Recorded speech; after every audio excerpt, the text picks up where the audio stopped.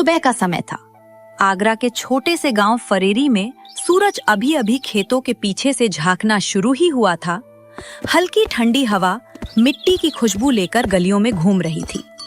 कहीं गायों की घंटियां बज रही थी तो कहीं औरतें कुएं से पानी भरते हुए आपस में बातें कर रही थीं। गांव की सुबह वैसे तो हर दिन एक जैसी होती थी, मगर आज कुछ अलग था। चौपाल के पास बैठा बूढ़ा रामपाल हुक्का गुड़गड़ा रहा था। तभी श्याम दौड़ता हुआ आया। अरे काका, सुना क्या आपने? क्या हुआ रे? फिर प्रधान चुनाव हार गया क्या? अरे उसे छोड़ो काका, ये सुनो कि रमेश काका आज फिर से 10 रुपए में पिज्जा दे रहे हैं। इतना सुनते ही रामपाल हुक्का छोड़कर खड़ा हो गया। क्या तुम सच कह रहे हो कि रमेश काका आज फिर से 10 रुपए में पिज्जा दे रहे हैं? हाँ काका, लाइन लगनी शुरू हो गई है, लोग दौड़े जा रहे हैं। इतना सुनकर रामपाल हंसते हुए वहां से निकल गया और बोला, चल फिर हुक्का बाद में पी लेंगे, पहले पिज्जा खाकर आएं। फिर वे दोनों वहां से पिज्जा खाने के लिए निकल जाते हैं। और इधर गांव के किनारे एक टूटी फूटी झोपड़ी थी। अंदर मोहन अपनी माँ के साथ बैठकर सूखी रोटी खा रहा था। उम्र मुश्किल से 18 साल होगी। चेहरे पर मासूमियत और आंखों में बड़े सपने। माँ ने आधी रोटी उसकी तरफ बढ़ाई और बोली, ले बेटा, खा ले, कल से तू खेत पर भी नहीं जा रहा है। अम्मा तुम खा लो, मुझे भूख नहीं है। तभी बाहर से मोहन के दोस्त किशोर ने आवाज लगाई, मोहन, ओ मोहन, जल्दी बाहर आ। फिर मोहन घर से बाहर आया और बोला, क्यों, क्या हुआ? क्यों चिल्ला रहे हो? अरे आज तो किस्मत खुल गई। रमेश काका पिज्जा बांट रहे हैं, सिर्फ 10 रुपए में।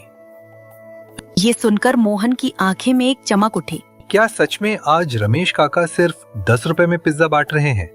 फिर तो आज मजा आएगा। मोहन तुरंत घर के अंदर गया और पुराने बक्से में से कुछ सिक्के निकालकर मुट्ठी में कस लिए। माँ ने पूछा, कहाँ जा रहा है? तब मोहन ने जवाब दिया, अम्मा आज तुम्हारे बेटे की दावत है। आज रमेश काका 10 रुपए में पिज्जा बांट रहे हैं, वहीं जा रहा हूँ। और इतना कहकर मोहन घर से निकल जाता है। गांव के बीचों बीच एक पुरानी सी दुकान थी। बाहर लकड़ी का बोर्ड जिस पर लिखा था रमेश भोजनालय और नीचे छोटे अक्षरों में लिखा था, आज विशेष पिज्जा मात्र 10 रुपए में। दुकान के बाहर लंबी लाइन लगी थी। अरे धीरे धीरे सबको मिलेगा, जल्दी मत मचाओ। मोहन भी उसी लाइन में खड़ा सब कुछ देख रहा था। उसने मन में सोचा, इतने लोग और इतना पिज्जा सिर्फ 10 रुपए में, ये कैसे मुमकिन है? आखिर मोहन की बारी आई। उसने कांपते हाथों से 10 रुपए आगे बढ़ाए। तभी रमेश काका ने उसे ऊपर से नीचे तक देखा और कहा, अरे तुम तो मदन सिंह के लड़का हो ना? हाँ काका, मैं मदन सिंह का ही लड़का हूँ। रमेश काका के चेहरे पर हल्की सी उदासी आ गई और उन्होंने धीमी आवाज में कहा, बेटा, तुम्हारे बापू बहुत अच्छे आदमी थे। ये सुनकर मोहन चुप हो गया था। मोहन के पिता को गुजरे 3 साल हो चुकी थी। इधर रमेश काका ने एक प्लेट में पिज्जा रखा और मोहन को दे दिया। और फिर मोहन पास में पेड़ के नीचे बैठ गया और उसने पहला कौर मुंह में रखा और जैसे दुनिया रुक गई। पिज्जा का स्वाद इतना गहरा था कि मोहन की आंखें खुद ब खुद बंद हो गईं। मसाले बिल्कुल सही, नरम पिज्जा और सुगंध ऐसी कि मन खुश हो जाए। मोहन धीरे से बोला, हे भगवान, ये तो शहर वाले होटल से भी अच्छा पिज्जा है। किशोर भी मोहन के पास बैठकर पिज्जा खा रहा था और मोहन की ये बात सुनकर एकदम हंस पड़ा। अब समझा रमेश काका के यहाँ इतनी लंबी लाइन क्यों लगती है। मोहन ने बिना जवाब दिए तेजी से खाना शुरू कर दिया। दुकान के सामने खड़े कुछ लोग बातें कर रहे थे। उनमें से एक बोला, मुझे तो लगता है कि रमेश काका के पास कहीं खजाना गला है। नारे, ये सब जादू है, वरना 10 रुपए में पिज्जा कौन ही देता है। मुझे लगता है कि रमेश काका को हिसाब किताब आता ही नहीं होगा, इसीलिए 10 रुपए में पिज्जा देते हैं। ये सारी बातें वहां पर खड़ी एक बूढ़ी चाची सुन रही थी। तभी बूढ़ी चाची बोली, तुम लोग कुछ भी बोलो, लेकिन रमेश एक नेक आदमी है। भूखे को खिलाता, इसलिए भगवान उसे बरकत देता है। मोहन दूर खड़ा ये सारी बातें सुन रहा था। उसके मन में एक सवाल बढ़ता जा रहा था। उसी समय सड़क पर धूल उड़ाती हुई काली कार आकर रुकी। उसमें से गांव का प्रधान महेश चंद्र ने जब लाइन देखी, फिर उसमें अपने सड़क किनारे बने होटल की तरफ देखा जो खाली पड़ा था। उसने दांत पीसे और बोला, साला मेरे होटल में कोई नहीं है और यहाँ मेला लगा है। बोलो प्रधान जी, कहो तो दुकान टुड़वा दें। नहीं, पहले राज पता करो। घाटे में कोई महीनों तक दुकान नहीं चलाता। और फिर महेश चंद्र रमेश काका के पास गए और बोले, काका नमस्ते, सुना है आज फिर दान पुण्य चल रहा है। नमस्ते नमस्ते महेश चंद्र। ये दान पुण्य नहीं बेटा, व्यापार है ये। व्यापार 10 रुपए में पिज्जा? मुझे बच्चा समझे हो क्या काका? महेश, कुछ चीजें हिसाब से नहीं नियत से चलती हैं। ये सुनकर लाइन में खड़े लोग हंसने लगे और ये देखकर महेश चंद्र का चेहरा लाल हो गया। देख लेना रमेश काका, एक दिन ये दुकान बंद होगी। हाँ, जिस दिन लोगों का पेट भरना बंद हो जाएगा उसी दिन मेरी दुकान भी बंद हो जाएगी। शाम को मोहन तालाब के किनारे बैठा था। हवा चल रही थी, मगर उसके दिमाग में सिर्फ वही स्वाद घूम रहा था जो रमेश काका ने पिज्जा खिलाया था। तभी किशोर बोला, क्या सोच रहे हो मोहन? किशोर, मैं भी एक दिन बड़ा होटल खोलूंगा। मोहन, पहले घर की छत तो ठीक करा लो, फिर सोचना होटल खोलने की। नहीं किशोर, सच में मुझे एक ऐसा होटल खोलना है जहां अमीर आदमी भी खा सके, जिसके पास पैसा नहीं हो वो भी वहां आकर वहां खा सके। उसके लिए मुझे चाहे कितनी भी मेहनत करनी पड़े करूंगा, पर ऐसा करूंगा जरूर। मोहन की आंखों में एक चमक थी और फिर अगले दिन सुबह सुबह ही मोहन रमेश काका की दुकान पर पहुंचा। दुकान अभी खुल ही रही थी। रमेश काका चूल्हा जला रहे थे। काका, ओ काका। हाँ बेटा, बताओ सुबह सुबह कैसे आना हुआ? काका, मुझे काम चाहिए। कितने पैसे चाहिए? काका, पैसे बाद में, पहले मुझे सीखना है। बेटा, पर तुम्हें पहले क्या सीखना है? काका, मुझे पिज्जा बनाना सीखना है और 10 रुपए में पिज्जा का राज भी। सीधे दिल की बात बोलते हो बेटा तुम, पर सच बोलते हो। माफ करना काका, थोड़ा ज्यादा बोल गया। बेटा माफी नहीं, सच बोलने वाले लड़के मुझे पसंद है, इसलिए तुम कल सुबह 4 बजे से आ जाना। ठीक है काका, अब मैं चलता हूँ। कल सुबह 4 बजे से ही आऊंगा। और फिर मोहन वहां से निकल जाता है। अगले दिन सुबह अंधेरा था, मुर्गे भी ठीक से नहीं बोले थे। तभी मोहन नींद में चारपाई से खड़ा होकर सीधा रमेश काका की दुकान पर पहुंचा। रमेश काका वहां पहले से मौजूद थे। आ गए मोहन, अब चलो जल्दी से पास के कुएं में से पहले पानी भर लाओ। मोहन पहले कुएं से 10 बाल्टी पानी लाया, फिर लकड़ी काटी, उसके बाद फिर बर्तन मांजे और फिर बाजार से मैदा भी लेकर आया। सूरज निकलते निकलते मोहन की कमर टूट चुकी थी और फिर वो हाफते हुए बोला, काका, आप मुझे खाना कब बनाना सिखाओगे? मोहन बेटा, पहले तुम्हें रसोई की इज्जत करनी सीखनी पड़ेगी, उसके बाद ही तुम खाना बनाना सीख पाओगे। दोपहर में काका मसाले पीस रहे थे। मोहन भी वहां पास खड़ा ध्यान से सब देख रहा था। काका, आप इसमें क्या डालते हो? मोहन, इसमें अपनी मेहनत डालता हूँ। अरे मजाक नहीं काका, सच बताओ ना, क्या डालते हो आप इसमें? अगर सिर्फ मसाले से स्वाद आता तो हर अमीर होटल सबसे अच्छा होता। मोहन ये सारी बातें समझ नहीं पाया। तभी उसने देखा कि काका एक पुरानी डिब्बी से थोड़ा सा कुछ डाल रहे हैं। तभी मोहन ने काका से पूछा, ये क्या है काका जो आप इसमें डाल रहे हो? जब वक्त आएगा तब जान जाओगे। उधर प्रधान महेश चंद्र अपने होटल में बैठा था।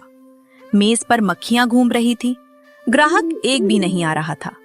वह गुस्से में बोला, आज रात पता करो रमेश कहाँ से सामान लाता है, किससे मिलता है, सब कुछ पता करो। और अगर राज मिल जाए तो क्या करें प्रधान जी उसका?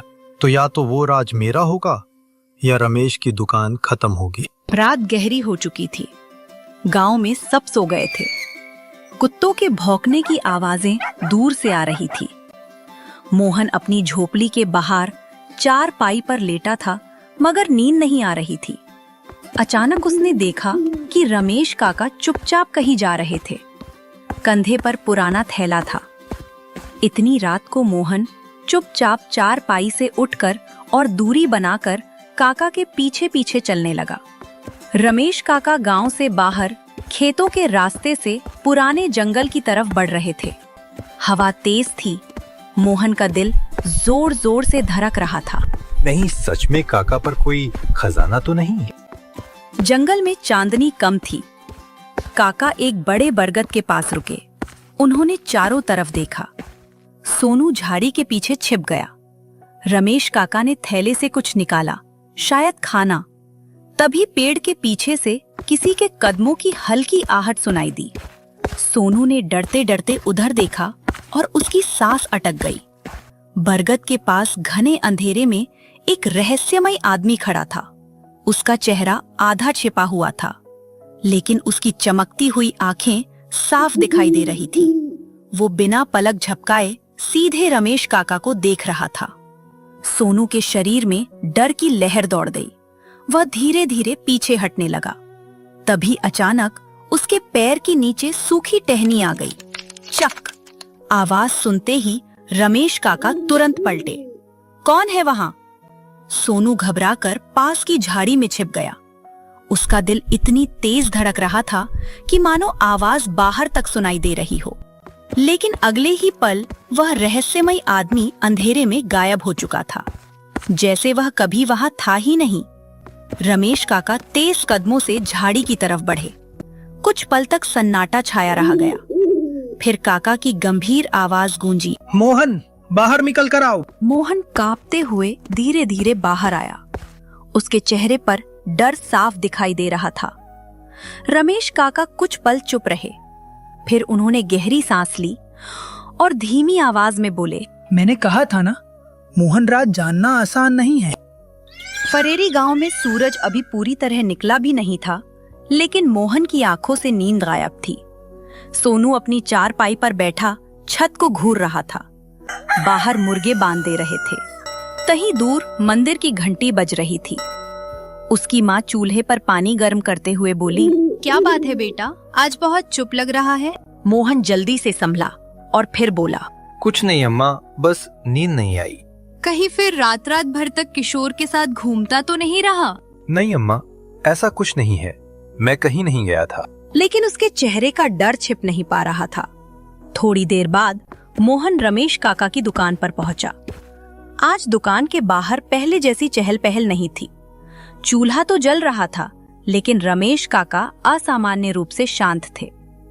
वो बिना कुछ बोले मसाले पीस रहे थे। मोहन धीरे से बोला, काका, आपने कल कोई जवाब नहीं? कल रात उस बारे में यहाँ कोई बात नहीं होगी। रमेश काका की आवाज पहले से ज्यादा भारी थी। मोहन भी चुप हो गया था। तभी रमेश काका ने मोहन की तरफ एक बोरी फेंकी।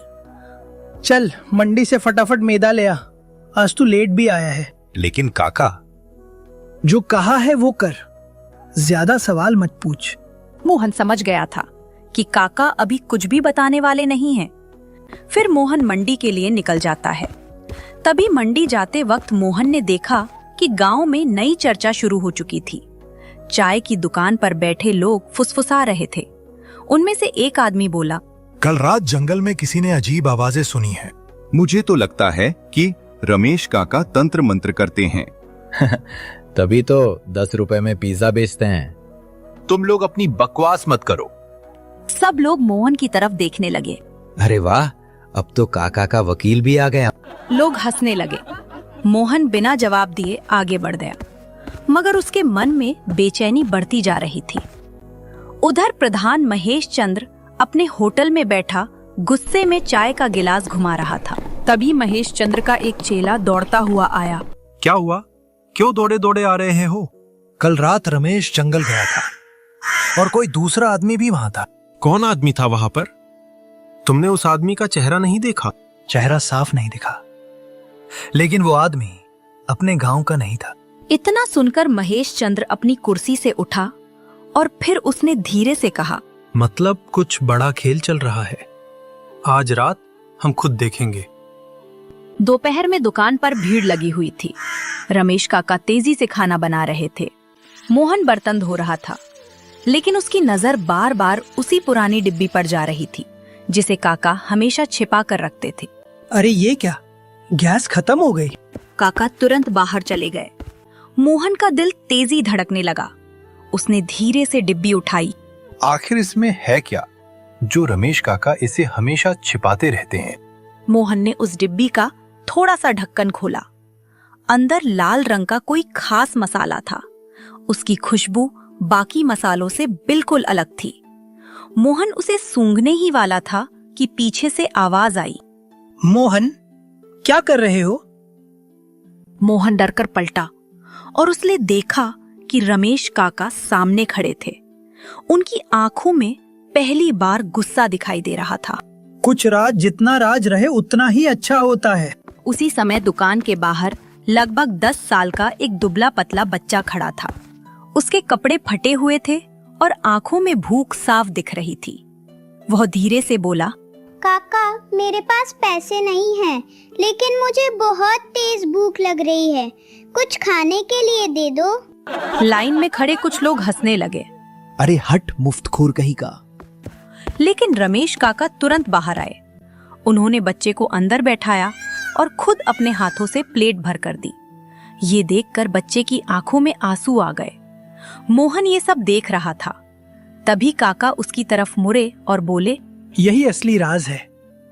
क्या भूखे आदमी की दुआ सबसे बड़ा मुनाफा होती है? मोहन चुप हो गया। उसके मन में पहली बार रमेश काका के लिए और भी ज्यादा सम्मान पैदा हो गया था। रात होते ही गांव में फिर सन्नाटा फैल गया। लेकिन इस बार सिर्फ सोनू ही नहीं जाग रहा था, बल्कि प्रधान महेश चंद्र भी अपने आदमियों के साथ तैयार बैठा था। जंगल के रास्ते पर दूर रमेश काका चलते दिखाई दिए। उनके हाथ में वही पुराना थैला था। मोहन भी चुपके से पीछे निकल गया। कुछ दूरी पर प्रधान और उसके आदमी भी उनका पीछा करने लगे थे। जंगल में हवा तेज चल रही थी। अचानक रमेश काका उसी बरगद के पास रुके। उन्होंने थैले से खाना निकाला और जमीन पर रख दिया। मोहन हैरान था, ये खाना किसके लिए है? तभी अंधेरे से किसी के कदमों की आवाज आई। धीरे धीरे वही आदमी सामने आया और सीधा रमेश काका के सामने आकर खड़ा हो गया। महेश चंद्र दूर पेड़ के पीछे छिपकर ये सब देख रहा था और वह फुसफुसाया, आखिर मिल गया राज। फिर वो आदमी जमीन पर बैठा और तेजी से खाने लगा। मोहन समझ नहीं पा रहा था कि ये सब क्या है। तभी अचानक महेश चंद्र के एक आदमी का पैर फिसल गया और पूरे जंगल में आवाज गूंज गई। ये सुनकर रहस्यमयी आदमी तुरंत चौकन्ना हो गया। कौन है वहाँ? महेश चंद्र समझ गया कि अब छिपना बेकार है। वो बाहर आया और जोर से हंसने लगा। वाह रमेश काका, तो ये है तुम्हारा राज। मोहन भी डरते हुए बाहर निकल आया। ये देखकर रमेश काका का चेहरा भी गंभीर हो गया। महेश चंद्र, यहाँ से चले जाओ। लेकिन ये सुनकर महेश चंद्र हंस रहा था। पूरा गांव सोचता है कि तुम संत हो, पर तुम तो रात में जंगल में छिपकर किसी अजनबी को खाना खिलाते हो। वो रहस्यमयी आदमी गुस्से से महेश चंद्र को घूरने लगा। ज्यादा मत बोलो महेश चंद्र। महेश चंद्र पीछे हट गया, लेकिन फिर थोड़ी देर बाद बोला, कौन है ये? कोई चोर अपराधी जिसे तुम रोज रात को खाना खिलाते हो। कुछ पल के लिए जंगल में सन्नाटा छा गया। फिर रमेश काका धीरे से बोले, ये मेरा छोटा भाई है। ये सुनकर मोहन स्तब्ध रह गया। काका की आंखें भी भर आईं।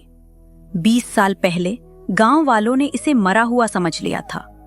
चांदनी में उस आदमी की दर्द से भरी आंखें और चेहरा साफ दिखाई दे रहा था। तभी रमेश काका ने धीमी आवाज में कुछ कहा। जंगल के उस सन्नाटे में रमेश काका की बातें सुनकर वहां मौजूद हर शख्स सन्न रह गया। हवा जैसे थम सी गई थी। मोहन की आंखें फटी की फटी रह गईं और प्रधान महेश चंद्र का घमंड भरा चेहरा पल भर में फीका पड़ गया। रमेश काका ने एक गहरी सांस ली और बीते कल के बारे में बताने लगे। हाँ, ये सुरेश है, मेरा छोटा भाई। 20 साल पहले जब गांव में आग फैली थी, तो सबने समझा कि ये मर गया, लेकिन ये बच गया था। मगर उस आग ने इसके दिमाग पर गहरा असर किया। ये डरकर जंगलों में भाग गया। जब सालों बाद ये मुझे यहाँ मिला तो इसकी मानसिक हालत ऐसी नहीं थी कि ये गांव के लोगों के बीच रह सके। लोग इसे पागल समझकर मारते पीटते। इसलिए मैंने इसे यहीं रखा और इसकी पसंदीदा चीज पिज्जा बनाकर इसे रोज खिलाने आने लगा। लेकिन काका, फिर वो 10 रुपए वाला पिज्जा? जब मैंने सुरेश के लिए पिज्जा बनाना शुरू किया तो मुझे एहसास हुआ कि गांव में कितने ही ऐसे गरीब और भूखे बच्चे हैं जो इस स्वाद को तरसते हैं। बस अपने भाई की याद में और हर भूखे पेट को भरने के लिए मैंने 10 रुपए में पिज्जा बेचना शुरू कर दिया। वो जो जादुई मसाला डिब्बी में है मोहन, वो कोई जादू टोना नहीं, बल्कि सुरेश की पसंदीदा जड़ी बूटियों और मसालों का मिश्रण है जो इसे शांत रखता है। ये सब सुनकर महेश चंद्र का शक दूर हो गया। जिसे वह कोई बड़ा घोटाला या तंत्र मंत्र समझ रहा था, वह तो एक भाई का दूसरे भाई के लिए समर्पण था। भाई अकेला, डर। इतने सालों बाद सुरेश के मुंह से भाई सुनकर रमेश काका की आंखों से आंसू बह निकले। और फिर मोहन आगे बढ़ा और उसने सुरेश के पास आकर खड़ा हो गया। उसकी आंखों में अब डर नहीं, बल्कि एक नया संकल्प था। काका, अब सुरेश काका जंगलों में नहीं रहेंगे और आपकी ये रसोई सिर्फ आपकी नहीं, हम सबकी है। मैं आपके साथ मिलकर इस राज को और बड़ा बनाऊंगा। रमेश काका, मेरा वो आलीशान होटल जो खाली पड़ा है, आज से वो आपका हुआ। वहां सिर्फ पिज्जा बनेगा। पैसे वाले पूरा पैसा देंगे और गरीबों के लिए वही 10 रुपए की थाली सजेगी। सुरेश का इलाज शहर के सबसे बड़े अस्पताल में मैं करवाऊंगा।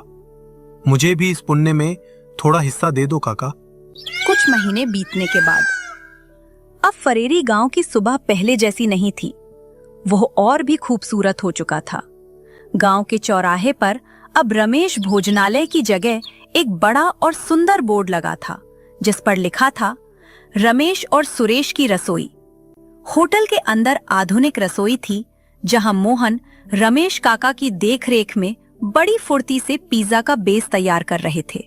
अब मोहन भी वह खास मसाला बनाना भी सीख लिया था। दुकान के काउंटर पर कोई और नहीं, बल्कि बिल्कुल ठीक हो चुके सुरेश काका बैठे थे, जो हर आने जाने वाले का मुस्कुराकर स्वागत करते थे।